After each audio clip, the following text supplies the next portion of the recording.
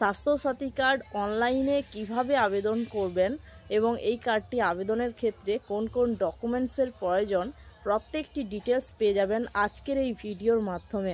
তাই অবশ্যই ভিডিওটি প্রথম থেকে শেষ অবধি মনোযোগ সহকারে দেখবেন এবং ভিডিও ভালো লাগলে লাইক করবেন, চ্যানেলে নতুন থাকলে চ্যানেলটি সাবস্ক্রাইব করে আমাদের সাথে অবশ্যই যুক্ত থাকবেন।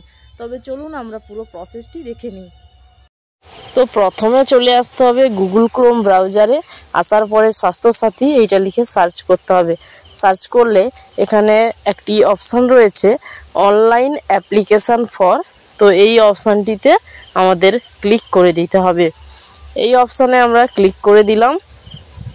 ক্লিক করলে স্বাস্থ্যসাথী কার্ড আবেদনের জন্য, তো এটা হচ্ছে অনলাইন অ্যাপ্লিকেশান, তো এখানে আমাদের একটা মোবাইল নাম্বার বসাতে হবে এবং গেট ওটিপি এটাই ক্লিক করতে হবে। ক্লিক করলে যে ওটিপি আসবে আমাদের মোবাইল নাম্বারে সেটা এখানে বসিয়ে সাবমিটে আমরা ক্লিক করে দেব।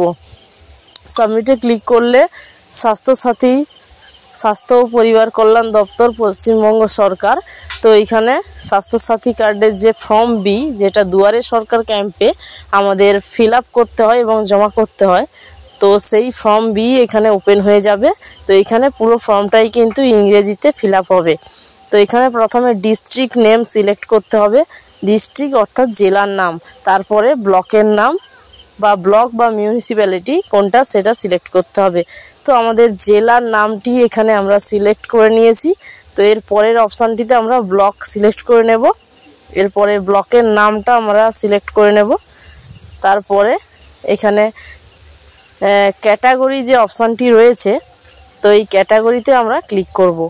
এটাই ক্লিক করে আমাদের যে কাস্টটি সেটা আমরা সিলেক্ট করে নেব। তো এরপর পঞ্চায়েত সিলেক্ট জিপি অর্থাৎ গ্রাম পঞ্চায়েত, তো এখান থেকে আমাদের গ্রাম পঞ্চায়েতের নামটি সিলেক্ট করে নেব। তো এরপর ভিলেজ অর্থাৎ আমাদের গ্রামের নাম, তো এই অপশানটিতে আমরা ক্লিক করে যে নামটি আমাদের হবে তো সেই নামটি এখানে আমরা সিলেক্ট করে নেব। এরপরে রেসিডেন্সিয়াল অ্যাড্রেস, এই ঘরটিতে আমাদের পুরো ঠিকানা অর্থাৎ গ্রামের নাম, পোস্ট এবং থানা, জেলা, পিনকোড এগুলো সব বসিয়ে দিতে হবে।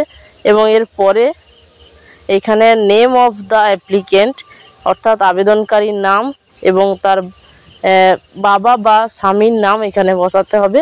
এরপরে যে অপশানগুলো এগুলো যেমন আছে তেমনই থাকবে, অর্থাৎ নো থাকবে। এরপরে এখানে লাস্ট স্টেপ, তো এখানে মেম্বার লিস্ট, তো এখানে প্রথমটিতে এই যে এডিট অপশানে ক্লিক করে আমরা আবেদনকারীর নাম, বয়স এবং আধার নম্বর, রেশন কার্ডের নম্বর এগুলো আমরা বসিয়ে দেব। তো এখানে আমরা নাম বসাবো এবং বয়স, আধার নাম্বার, রেশন কার্ড নাম্বার এবং এমপ্লয়মেন্ট স্ট্যাটাস এবং মোবাইল নাম্বার বসিয়ে দেব। বসানোর পরে সেভ করব।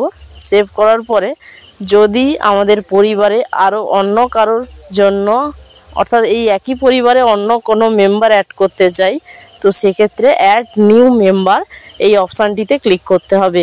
ক্লিক করার পরে আবারও সেটা এডিট করে তার পুরো ডিটেলস এখানে ফিল করতে হবে, এরপর সাবমিট করতে হবে। অর্থাৎ স্বাস্থ্যসাথী কার্ড আবেদনের জন্য এখানে মোবাইল নাম্বার, আধার কার্ড এবং রেশন কার্ড এই তিনটি ডকুমেন্টস লাগবে।